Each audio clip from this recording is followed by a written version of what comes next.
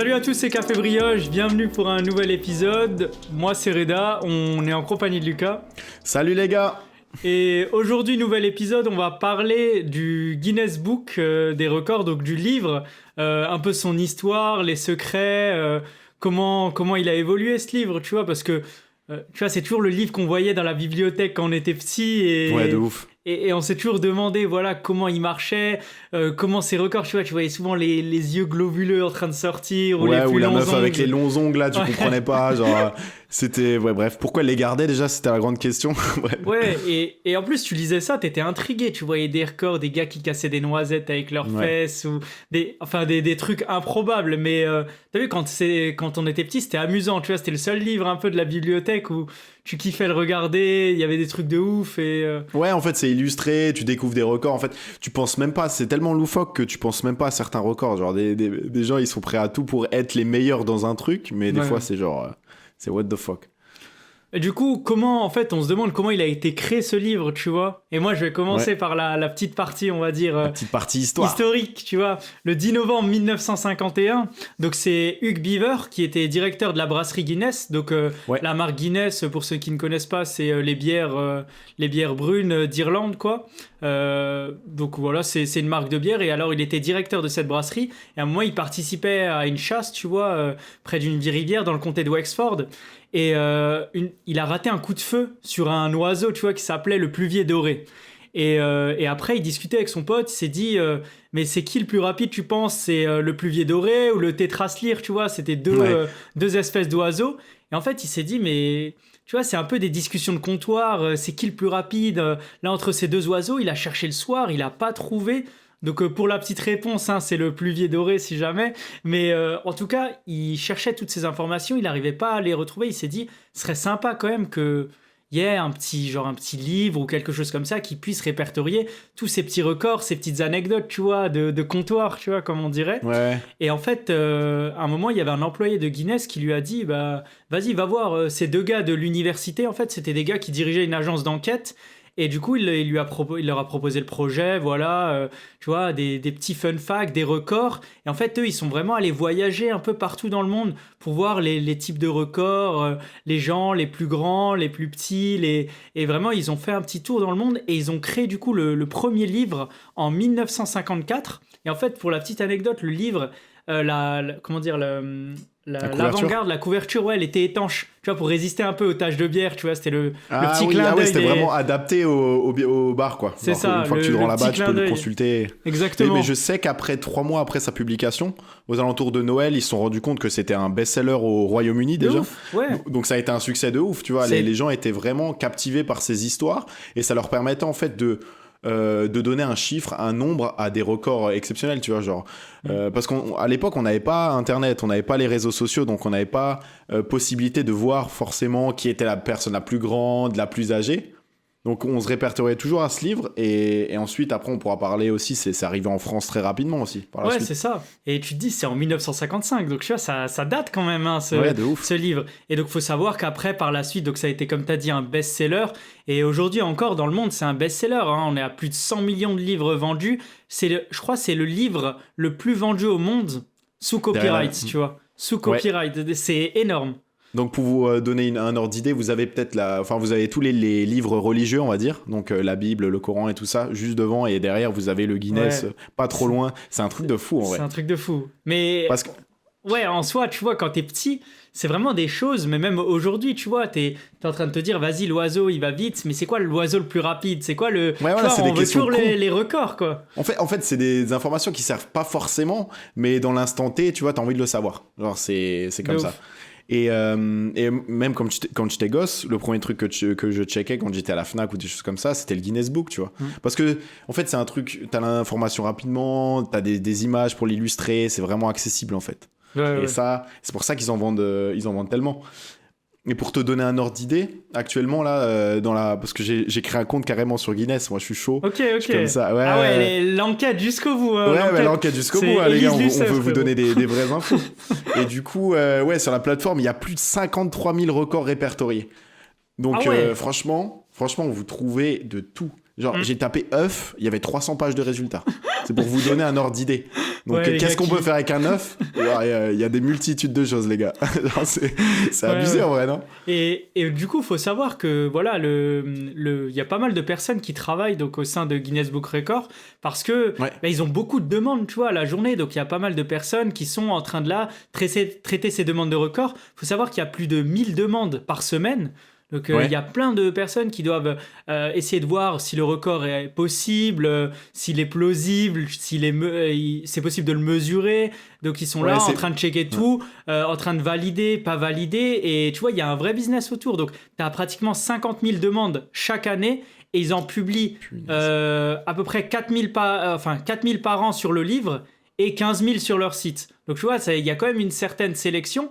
Et il faut savoir que du coup, le traitement de votre demande, il peut prendre jusqu'à 12 semaines. 12 semaines. Et j'ai vu que... Mais voilà, il y a le petit aspect business. C'est ça. Avec la vente des livres, c'est leur source de revenus en fait. Vous pouvez, vous pouvez augmenter la vitesse du processus. Voilà, le processus de vérification prendra moins de temps si vous payez. Donc j'ai les tarifs. Si vous payez par exemple 500 livres au Royaume-Uni, votre demande d'enregistrement, elle va prendre uniquement 5 jours. Donc tu vois, si t'es chaud, t'as cassé des noisettes et tout, vas-y, t'as la main en feu. Tu veux vite... Donc il faut payer 500 livres, t'as $800 aux États-Unis, t'as pas mal de petites choses comme ça que tu peux payer, quoi. Et parfois, par exemple, si vous lancez un challenge qui n'existe pas, qui n'est pas répertorié sur leur site, tu peux ouvrir ta propre candidature, créer ton propre record, et là, tu dois payer 5 livres sterling d'inscription. Enfin, tu dois inscrire en gros ton record, et après, ils vont regarder si c'est cohérent. Si, comme tu as dit, donc les 3 critères, c'est possible à battre, vérifiable et mesurable. Ouais. Donc si tu es dans ces critères-là et que ça a du sens, il sera accepté et ensuite tu pourras... Il y a un jury qui va venir chez vous et il pourra checker. Ouais. Parce qu'il faut aussi des experts à la maison qui viennent vérifier parce que y a rien te dit avec les outils d'aujourd'hui que tu peux toujours falsifier quelque chose sur une vidéo. C'est ça. Exactement. Donc c'est normal. Et du coup, j'avais vu une meuf, tu vois, qui travaillait justement, qui était un peu jurée, tu vois, du Guinness Book, donc qui venait vérifier à chaque fois les records. Trop fun, ouais. En vrai, le métier, il doit être cool, tu vois, tu voyages un peu partout dans le monde, tu distribues des tableaux, tu dis toujours la petite phrase « You are officially amazing », tu vois, les petites... c'est la petite phrase qu'ils disent quand vous avez battu un record. Et cette meuf, elle racontait des fois qu'elle avait des demandes un peu cheloues, tu vois, du style, vas-y, le plus gros paie, mais tu vois, tu vas pas être avec un compteur à côté en train de mesurer les décibels à 1 mètre, tu vois ce que je veux dire? Genre, il y a des frérots, je pense que, tu vois, il y en a, ils sont vraiment là juste pour être dans le Guinness Book, ils sont prêts à trouver quelque chose que personne n'a fait. Des fois, c'est trop farfelu, tu vois, c'est trop farfelu. Ouais, mais voilà, forcément, ils reçoivent des demandes. Des fois, ils en acceptent certaines qui sont... Genre, parce qu'en fait, à la base, c'est pour donner de la motivation aux gens, tu vois, se prouver quelque chose, être le meilleur dans un domaine. Mais si ce domaine-là est complètement fou, tu vois, genre, par exemple, le Serbe qui se balance des fourchettes. Non, attends, il se balance. Donc, son record, c'est en 30 secondes, il se balance 31 fourchettes. Non, cuillères sur le visage. Ouais, donc mais ça, c'est son record. Non, mais tu vois, genre. Tu vois, c'est bien, t'as la certification et tout, mais ça nous avance pas, tu vois, genre, ça inspire personne en soi. Je sais pas, c'est... Non, c'est vrai. Ouf, après, c'est la vie de chacun, la vision de chacun, tu vois. Je me permettrai pas de juger. Sachant qu'il faut préciser que quand vous battez un record, vous gagnez 0 argent. Hein. Ça, c'est à préciser. Sauf si c'est des records sportifs, ou alors là, la fédération va vous rémunérer, type le 100 mètres, le triple saut, etc. Voilà, quand c'est de l'ordre du sport, il y a des fédérations. Mais sinon, là, tout ce qui est cassage de noisettes, le gars qui tient le plus longtemps au gainage ou des choses comme ça... vous avez 0 € et en plus c'est vous qui payez. Donc dites-vous le petit tableau là, tu sais le petit tableau qui remettent Guinness avec ton nom, etc. Ah, tu dois le payer aussi. Celui-là tu le payes. 25 livres, 25 boules. Ah ouais, et encore des dépenses en plus. Donc t'avances tu augmentes la rapidité de ta... Putain, c'est ouf. Ta candidature. Et donc faut savoir, tu vois, j'ai regardé un peu, j'ai un peu cherché sur internet des gars qui avaient témoigné, tu vois, quand ils avaient fait un record. Et à ce qui paraît, tu vois, t'as plusieurs méthodes. Comme tu as dit, des fois, tu as un jury qui vient, mais tu as aussi une méthode où tu peux un peu, le faire toi-même. C'est-à-dire respecter certaines normes, mettre des caméras dans tous les angles, avec des témoins qui témoignent comme quoi ils ont bien vu la scène. Donc, je pense que c'est pour des records un peu plus importants, tu vois, où tu n'as pas forcément besoin d'un jury qui vient. Mais globalement, ça coûte un peu moins cher. Et j'ai vu que si par exemple, tu faisais venir un jury, le gars, il avait dit...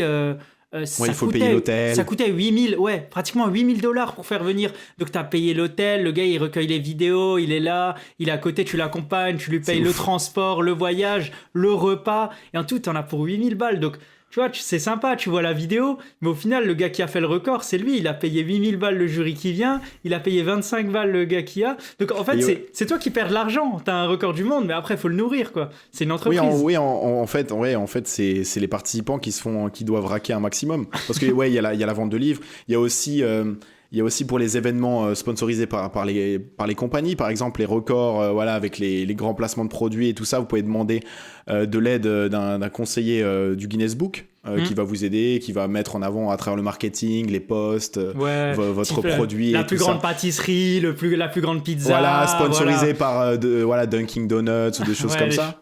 Et il y a eu des scandales justement, tu vois, de records qui étaient donnés sous la main sans que ça soit vraiment, tu vois. Ouais, je vois.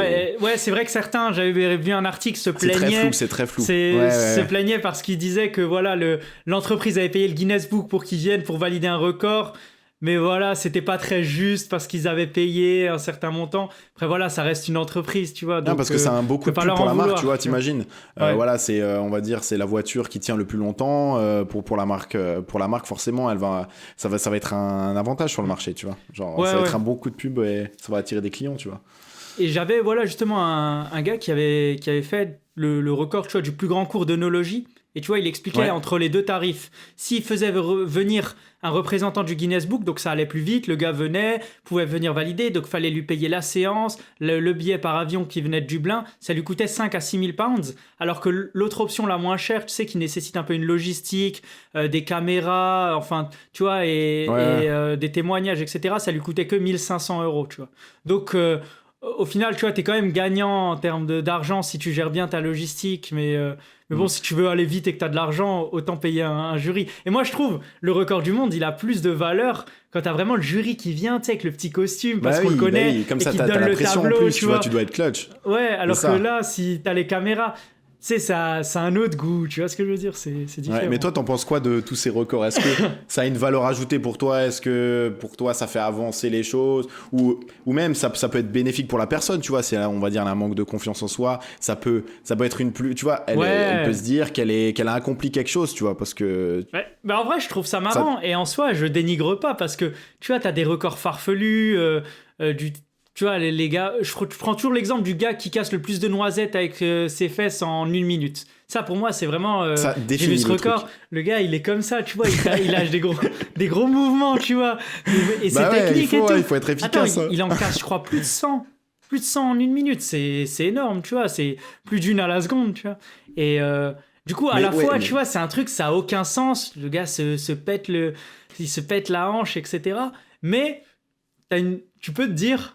Je suis le meilleur du monde dans une catégorie. Et je pense que c'est ça, tu vois, que les gens veulent, c'est que se dire, ok, sur cette catégorie, sur ce jeu, sur ce concours, il n'y a personne au monde qui peut me battre. Alors qu'en soi, peut-être, tu vois, si tout le monde s'entraînait à le faire, mais c'est un peu, pour se sentir un peu valorisé, avoir le diplôme, être dans un livre. Mais tu vois, il n'y a pas d'hierarchie. Je pense que c'est un truc, maintenant, c'est devenu fun, tu vois, c'est devenu sympa. Tu fais pas ça pour dire, les gars, j'ai le record du monde. Je pense que c'est ça. À l'époque, justement, il y avait beaucoup moins de défis. Là, ils sont beaucoup plus ouverts, ils veulent mettre en avant les gens. Ils ont aussi plus de réglementation. Je sais pas si t'as entendu... en termes de protection animale, de pas gaspiller de la nourriture avec, par exemple, les grands gâteaux qu'ils doivent faire pour battre des records. Tu vois, ça, ils ont limité un max et pour vraiment mettre les exploits individuels en avant. Tu vois. C'est ça. Donc après, ça, personnellement, je trouve qu'il y a des records qui ont plus de sens que d'autres. Tu vois, le gars, par exemple, qui fait y a pas le plus grand... Ouais, c'est ça, en fait. Il n'y a pas de hiérarchisation, mais... Tu vois, peut-être qu'un record plus sportif, je vais être plus impressionné que les gars qui jouent avec leurs pouces, ou tu vois ce que je veux dire. Après, c'est différent, c'est aussi un talent, tu vois. Mais il y a des gars, tu vois, qui finissent le Rubik's Cube en moins de 10 secondes. T'as des gars qui font le tour du monde en vélo en moins de, je sais pas, en moins d'1 an. T'avais plein de records. Moi, je les trouvais hyper impressionnants. Mais j'avais vu un article, enfin c'était un commentaire d'un gars qui a justement un record et il expliquait qu'en gros, voilà, c'était exceptionnel pour lui, pour sa famille, parce que il avait, voilà, c'est quand même quelque chose de glorifiant. C'est gratifiant, voilà, c'est ça. Mais socialement, il a pas eu de contact extérieur, ça lui a pas fait une pub énorme, parce Bien que sûr. en fait, ce qu'on retient dans ces Guinness Book, voilà, c'est l'homme le plus grand, les ongles les plus longs. On répète à chaque fois les mêmes choses. Mais le gars qui va faire du skate sur 400 mètres couché sous une voiture, je sais pas, tu vois, genre, c'est pas ce record qu'on va parce que par exemple j'avais regardé la vidéo, leur best of 2022, tu vois. Sur le coup ça m'impressionne et tout, mais 5 minutes après j'ai oublié ces records. Tu vois, en fait ça attire l'attention sur le moment, mais derrière c'est pas quelque chose que... C'est plutôt... Je dirais que c'est fun. Et ces gens-là, tu vois, je pense qu'ils veulent aussi laisser une trace dans l'histoire, tu vois, un petit peu. Tu vois ce que je veux dire? C'est quand même... T'as une trace... Non, mais en vrai, t'as une trace dans un livre, je sais pas, dans le Guinness 2019, t'as laissé ton empreinte, tu vois. Et il y a plus de 100 millions de personnes qui vont le lire, qui vont le voir, qui le savent. Donc voilà, c'est sympa. Toi, ça te dirait de participer à un de ces gars? Franchement, non, en vrai, je suis pas... Non, ça m'intéresse pas forcément, tu vois, je ressens pas le besoin de battre un record et tout. Après, si vraiment j'ai un talent et que je vois un gars qui fait une épreuve que moi je sais faire plus vite, tu vois, voilà, c'est ça. Je me dis, s'il y a une opportunité qui arrive, tu vois, pour l'ego, vas-y. T'envoies la candidature. Ouais. mais vas-y, mais je payerai pas 6 000 €, tu vois, non, franchement... 6 000 € pour que le gars vienne, valide et qu'il me donne un tableau que derrière je lui ai payé. Je te jure, c'est ouf. Vas-y, je sais pas si t'as listé 2-3 records là qu'on pourrait partager, on va dire. Bien sûr que j'en ai listé, attends. Certains, ils sont pépites, les gars, ils sont vraiment trop drôles. On vous a Vas-y, je te laisse commencer. Moi, j'ai pris des petits records que je trouvais intéressants. Donc, c'est par exemple le gars qui a les yeux ouverts le plus longtemps. Le record de gars c'est 57 minutes et 24 secondes. Wow. En fait, c'est un soldat chinois. À l'époque, il était technicien balistique dans la marine chinoise et l'homme, il a été recruté pour ça, en vrai, parmi d'autres militaires afin de participer à une parade, tu vois, pour garder les yeux ouverts le plus longtemps. Tu vois, c'était vraiment de la surveillance. Mais attends, mais 57 minutes, il y a plus de liquide dans tes yeux, en fait. Tes yeux, c'est des pépins, tu vois, genre, c'est un noyau, ton œil. Il va avoir les yeux tout rouges, frérot, tout le liquide qui sort. Non, en vrai, c'est chaud, hein. Franchement, 57 minutes, nous, on essaye de tenir 1 minute, on a déjà des picotements et tout. Non, à mon avis, tu vois, c'est un talent particulier, mais bon. Après, je me dis, tu vois, technicien balistique, genre, il doit pas cligner une fois des yeux. Ouais, c'est vraiment le cliché, tu vois. Un sniper de ouf, lui, il est bon dans ce qu'il fait, tu vois, il tient 57 minutes sans... C'est vraiment l'argument numéro 1, tu vois. Moi, j'ai le record de Irv Gordon. Donc, lui, c'est le gars qui a fait le plus de kilomètres avec sa caisse. Donc, forcément, il a dû faire plein de vidanges avec. Tu vois, c'est une Volvo 1966. Volvo 1800S. Donc, ça, voilà. Volvo, par exemple, là, je pense qu'ils ont vendu plein de caisses grâce à ça, tu vois, typiquement. Et le gars, il expliquait qu'en gros, voilà, il faut trouver son propre chemin. C'est pour ça que j'ai parcouru les États-Unis. Peu importe le nombre de routes que j'ai empruntées, il y en a toujours une que je n'ai pas empruntée. La belle histoire, quoi. Je vois, l'Amérique. Hein. Mais le gars, une voiture qui lui a coûté 4 000 $, avec une voiture qui lui a coûté 4 000 $, il a changé une fois le moteur et il a fait 5 millions de kilomètres avec. 5 200 000 pour être exact. 5 200 000, c'est un truc de incroyable.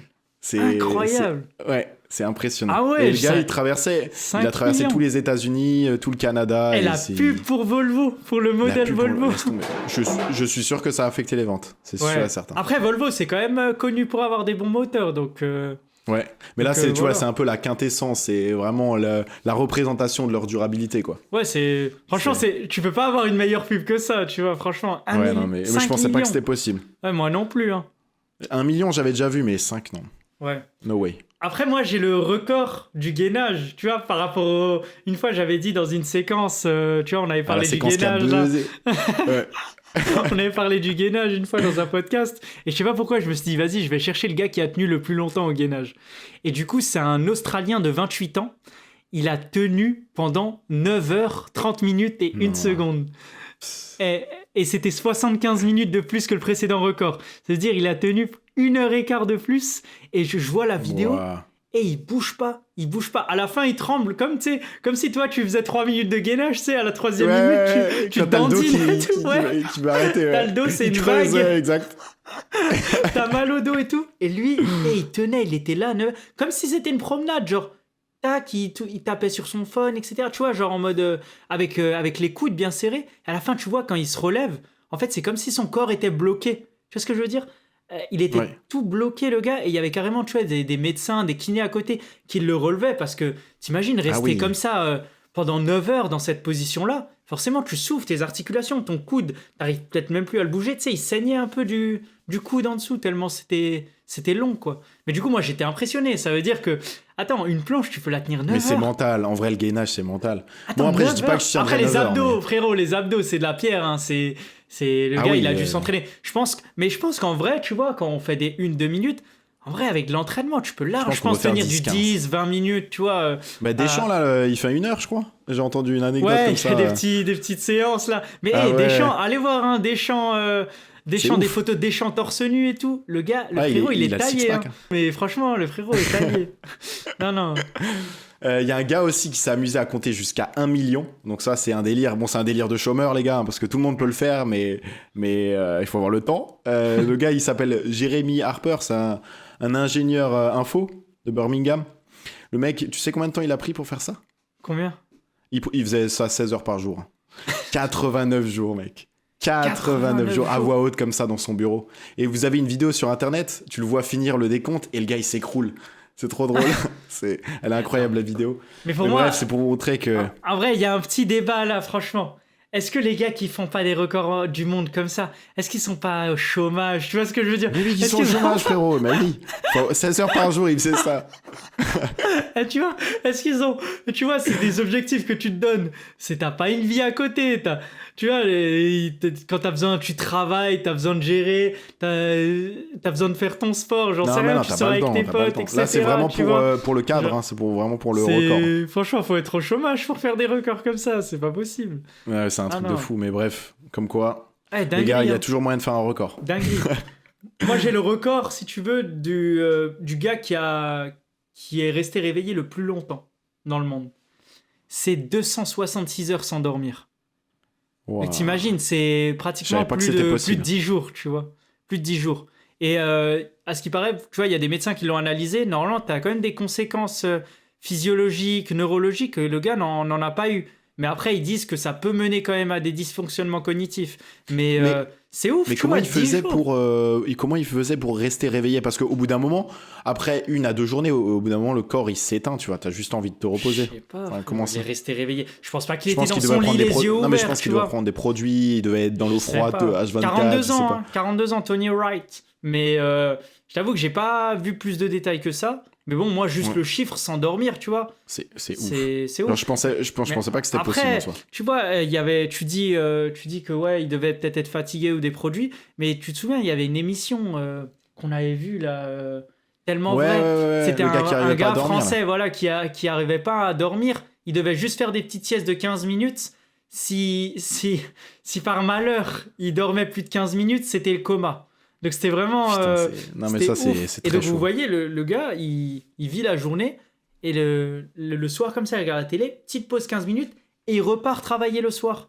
Et sa femme, elle dort, il lui dit bonne nuit, il revient le matin, c'est ouf en vrai, tu vois. Il y a des personnes comme ça, je sais pas, c'est chelou. Ouais, moi j'en ai une dernière, il s'appelle Jonathan Lee Richards, il a accusé, donc il a lancé des procès à 4000 différentes compagnies ou personnalités publiques. Donc t'as Bill Gates, t'as certains... Chômage. Non mais c'est trop drôle, t'as certains papes. Et le gars, quand il a reçu sa certification du Guinness Book, il a lancé un processus en justice contre le Guinness. Pourquoi? Je sais pas, il était dans sa vibe, le gars. Mais genre c'est quoi le motif? C'est devenu compulsif. Ouais, non mais c'est... Zéro motif, mais le gars, il a reçu une certif grâce à ça. Donc c'est pour montrer des fois la légitimité aussi du truc, tu vois. Genre, y a c'est tellement ouvert à différents records maintenant que est-ce que ça a encore du sens? Ouais, je sais pas. C'est pour ça qu'il y a autant de personnes qui, quand ils reçoivent les 1000 demandes par semaine, qui font une certaine sélection. Parce que bien sûr, t'en as qui sont pas sérieux, tu vois, ils vont lâcher des dingueries. Et moi, pour finir, j'en ai un dernier. Je pense que ça conclut bien la chose. C'est Ashrita Furman qui a le record des records. C'est-à-dire que c'est le gars qui a le plus de records dans le Guinness Book. Tu vois ? Ouais. Donc, il a exactement, alors je te dis, plus de 350 records officiels dans le Guinness Book. Wow. Et donc, il avait commencé par... alors, attends, il avait fait quoi ? Son premier record, c'est 27 000 jumping jacks. Donc, les gens qui ne savent pas ce que c'est des jumping jacks, c'est quand vous sautez en mode sportif en levant les bras et fermant les jambes. 27 000, je pense, hein, ouais, ça doit être 27 000. Mais tu vois, c'est pas des records de merguez, tu vois, c'est des vrais records. Non, c'est des records vraiment où il y a une préparation. Il y a une préparation qui se fait sur des semaines. 27 000 jumping jacks, il faut les sortir, tu vois. Là, il y a une certaine fierté. Et après, voilà, il avait un record de bâton sauteur sous l'eau. Il avait plein de choses. Il commençait à faire. Attends, c'est quoi ? La roue sur 19 km. Laisse tomber. Mais justement, son histoire est belle aussi. Attends, il avait fait quoi, le bâton gars... sauteur sur les collines du mont Fuji ? Non, mais c'est. Dingue, mais lui, justement, j'avais entendu son histoire et je trouve que c'est assez inspirant parce que c'était un gars qui avait pas forcément de talent en particulier et il se cherchait un peu dans la vie et il a découvert le Guinness Book par hasard, tu vois. Il s'est lancé aussi dans la méditation et voilà, il a découvert qu'en gros, il pourrait devenir une meilleure personne et tout ça. Il y a toute une histoire derrière. Ouais. Et ce gars, il a décidé de faire la conquête de tous les records. Et justement, le fait d'avoir eu tant de records, ça lui a donné une autre certification en plus. Ok. Mais franchement, c'est super inspirant. C'est des records comme ça, tu vois. Je dis pas que je respecte plus, mais je trouve ça beaucoup plus beau parce que tu vois, il y a un taf derrière, il y a des. Franchement, il faudrait faire un documentaire sur le gars. Je serais grave chaud à le regarder s'il y avait un documentaire. Je pense. Parce qu'au final, il n'y a pas tant de contenu de ça que ça sur le Guinness Book. Tu vois, mis à part la chaîne du Guinness qui montre le record. Tu vois, il n'y a pas une chaîne qui globalise ou qui documente comment ça se passe, les coulisses, etc. Tu vois, t'es obligé de chercher des anciens témoignages de personnes sur des vieux forums pour trouver les prix. C'est des dingueries, tu vois. Et après, j'avais aussi la personne la plus grande de l'histoire, ça m'intriguait. Et c'était un gars de l'histoire médicale, en tout cas, de ce qu'on a retenu. Années 40, en 1940, 2,72 m. C'est énorme. Hein. Ça sera jamais revu, je pense. C'était vraiment une anomalie de la nature, mais genre puissance presque 3 mètres, tu vois. C'est comme si c'était maintenant, ils font dans les 2,30, 2,40, ils sont assez loin de ce record. Ouais, 2,72 m. Attends, c'est un avatar, le gars. C'est chaud. Hein. Ouais. Mais je pense que ça va donner pas mal d'informations à notre commu, tu vois, parce que, comme t'as dit, il n'y a pas beaucoup d'infos en vrai sur Internet. Donc, franchement, on espère que vous avez appris pas mal de choses sur le Guinness Book des records, parce que c'est un livre qu'on voit quand on est petit, il brille, on a tous ce petit souvenir-là, des yeux globuleux, voilà, ou des ongles hyper longs. D'ailleurs, les ongles les plus longs, là, le record, c'est 13 mètres. Mais je trouve ça un peu, tu vois, je trouve ça un peu dégueulasse, là. T'imagines, tu conduis ? Non, mais tu peux pas. Tu sais j'avais vu une meuf qui avait abandonné son record. Elle les avait coupés parce qu'elle pouvait plus conduire, elle pouvait plus cuisiner. Tu peux plus rien faire, tu peux pas là, cuisiner. T'es là avec tes ongles. Puis personnellement, je trouve pas ça forcément très beau. Tu vois. Après, chacun fait son avis, mais voilà. Mais en tout cas, franchement, épisode sympa, tu vois, pour apprendre un peu plus sur comment fonctionne le système du Guinness Book des records. Sur les limites de l'homme aussi, c'est toujours intéressant de voir genre jusqu'à où on peut aller, tu vois. Ça, c'est grave cool de lire sur ça. Enfin, de découvrir ça. Ouais. On espère que ce petit épisode vous aura plu sur le Guinness Book des records. On espère que vous avez appris des choses. En tout cas, nous, ça nous a fait plaisir un peu. Franchement, c'était un thème. C'était intéressant de faire les recherches. Voilà, on s'envoyait des messages et tout. Parce que c'est galère de trouver des informations sur ça. Ouais, de ouf. Mais on espère que ça vous aura plu. On se retrouve dimanche dans 2 semaines pour un nouveau podcast. Et bonne semaine tout le monde. Et ciao. Ciao les gars.